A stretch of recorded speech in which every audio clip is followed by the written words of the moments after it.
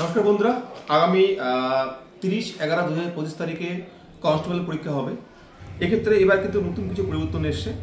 এক্ষেত্রে এবার কিন্তু আপনাদের পরীক্ষা হলে ঢুকতে গেলে আপনাদের বায়োমেট্রিক হবে, অর্থাৎ আপনাদের ছবি তোলা হবে, আপনাদের ফিঙ্গারপ্রিন্ট সহকারে আপনাদের ডিজিটাল সিগনেচার হবে। এক্ষেত্রে আপনাদের আধার কার্ড কম্পালসারি। আমি আবারও বলছি, এবার কিন্তু আপনাদের আধার কার্ড ছাড়া আপনাদের পরীক্ষা হলে প্রবেশ করতে দেওয়া হবে না। এই জন্য আধার কার্ড কম্পালসারি। আপনারা পারলে আপনাদের অ্যাডমিটটা দেখে নেবেন। এই অ্যাডমিটের মধ্যে লেখা রয়েছে শুধুমাত্র আধার কার্ড আপনাদের নিয়েই পরীক্ষা হলে ঢুকতে পারবেন। অন্য কোনো কার্ড, প্যান কার্ড বা ডিএল হোক, ভোটার কার্ড হোক, আপনাদের অ্যাপ্লিকেবল হবে না। এই জন্য আমি আবার একটা তথ্য দিই, যদি কারো আধার কার্ড হারিয়ে যায় তাহলে কি করবেন?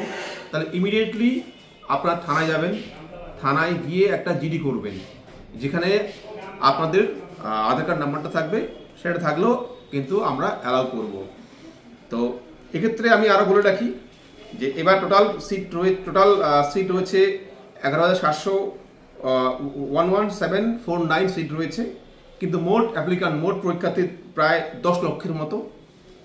আর যেহেতু বায়োমেট্রিক হবে, তাই আপনারা কিন্তু সময়ের মধ্যে ঢুকবেন। 8টা 30 থেকে আপনাদের ভিতরে ঢোকার সময় শুরু হচ্ছে, আর শেষ হচ্ছে 10টা 30-এর মধ্যে।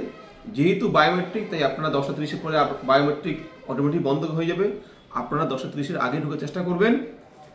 আর শুধুমাত্র আধার কার্ড এবং অ্যাডমিট কার্ড, অন্য কোনো ধরনের ইনস্ট্রুমেন্ট, পেন্সিল, জলের বোতল, ঘড়ি কিছুই ভিতরে ঢোকার অনুমতি নেই।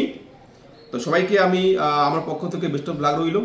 আপনারা ভালো মতো পরীক্ষা দেন, সময়ের আগে পৌঁছান, শান্তমতো পরীক্ষা দিবেন, এই আশা রাখছি। থ্যাংক ইউ সবাইকে।